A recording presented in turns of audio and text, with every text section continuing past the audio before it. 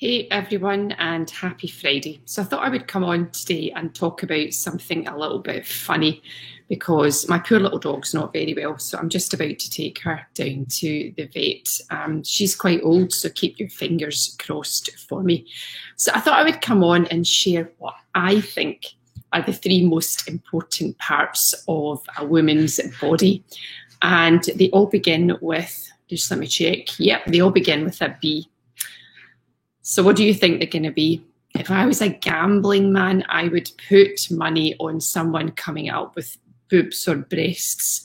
And I'm going to say no to that. And there's a number of reasons that I'm going to say no to that before I get into what I think are the three most important parts of a woman's body, why I think they're the three most important parts of the body, and what you can do to maintain them. So let's first of all talk about boobs and why I don't think they're an important part of the body. And I'll tell you, this is what inspired today's talk.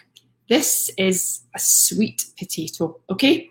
Now, young women have nice full breasts that don't sag. But as you get that little bit older and you start to lose the elasticity in your skin, or you've maybe had children, or you've breastfed your babies, etc., unless you have surgery, there is a pretty big chance that if you've got larger breasts, they're going to look like this. And if you have surgery, then you've got to upkeep the surgery. And I have heard so many people talk about how the surgery is not very comfortable, causes pain, and you can't just have it done once. You actually have to keep going back. So there's a whole load of maintenance that goes into that.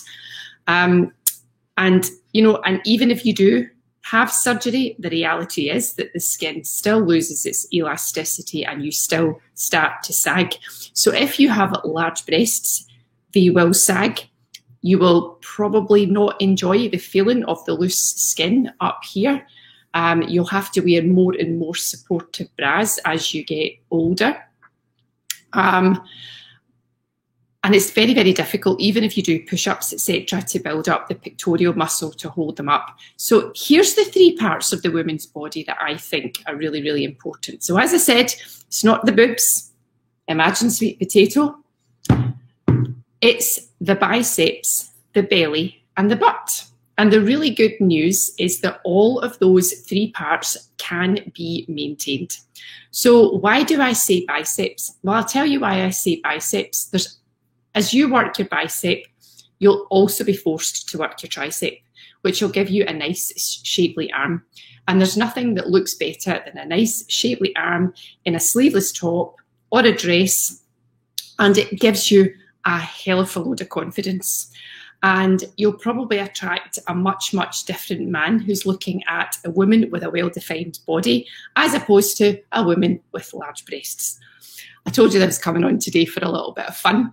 To get decent sized biceps, you actually have to do quite a lot of targeted exercise. So you can't go in and just do cardio, go running, go cycling, etc. You have to do weight bearing work.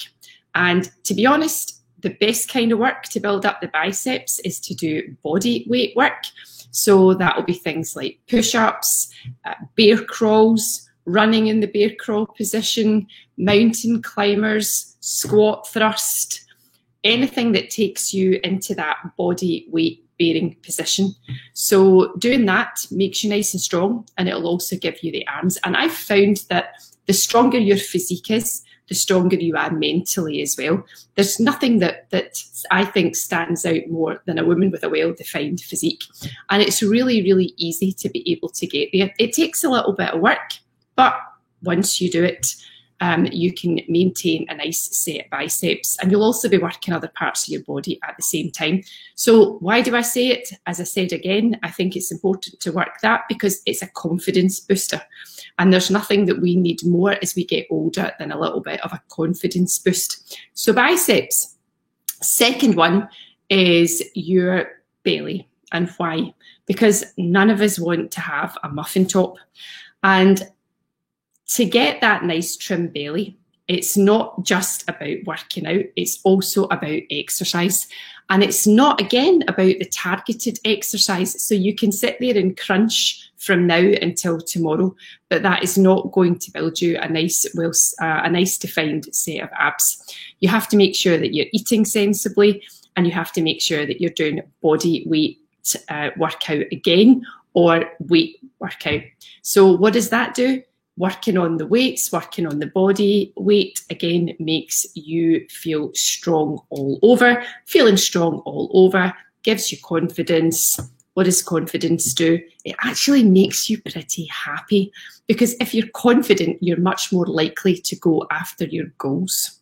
So, as I said, important parts of the body, beginning with B, your biceps, your belly, and last is your butt. Ladies, the butt is going to sag, and not just ladies, men as well. Your butt is going to sag as you get older. And there's nothing worse than seeing a flat pancake bottom in a pair of trousers or a pair of pants, and it goes for men as well. So what do you do to work that? Then you do targeted exercise as well, and body weight training. And if you do the body weight training, what does that end up doing for you? It doesn't just work your butt, it also works the rest of your body. So you end up with a strong body again. And what does a strong body give you? A strong body gives you a nice physique. And what does a nice physique give you? A nice physique gives you confidence. And what does confidence give you? The ability to go after your goals. And how do you feel when you reach your goals? Happy. So it's really easy, but you know, there's no amount of exercise that you can do to give you big boobs. And I learnt that one a long, long time ago, whenever I was younger. And I think that's maybe where I got into my push-ups and my ability to do things like push-ups and lift heavy weights. I always thought that the more push-ups, etc., that I did, the more that I would build muscle. What I ended up doing was I ended up building the most fabulous pectoral cleavage. So not a boob cleavage, but a pectoral muscle cleavage, which I always thought was kind of funny because it had the striation through it as well. Very, very feminine indeed. But, you know, I like it. So I think do what you need to do to make you feel confident. And if you look at yourself in the mirror and you're not happy with what you see in the mirror, then what do you need to do to make it better? It takes effort. Everything takes effort. But if you put the effort in and you get the results, then it will take you to that next place. So there you go, my little short chat today on best parts of a woman's body. If you're tuning in now, and you missed the bit about the sweet potato, then you'll have to go back to the very beginning, because I always talk about sweet potato boobs. There you go, on LinkedIn and Facebook, and I'm sharing sweet potato boobs on a Friday, and I'm okay with that. I will see you tomorrow when I come back. No sweet potato boobs, guys. No sweet potato boobs, okay? You know what to do about it. Get some working out done and focus on the other parts of your body, because the other parts of your body you can actually do something about: the biceps, the belly, and the butt. See you back tomorrow. Bye.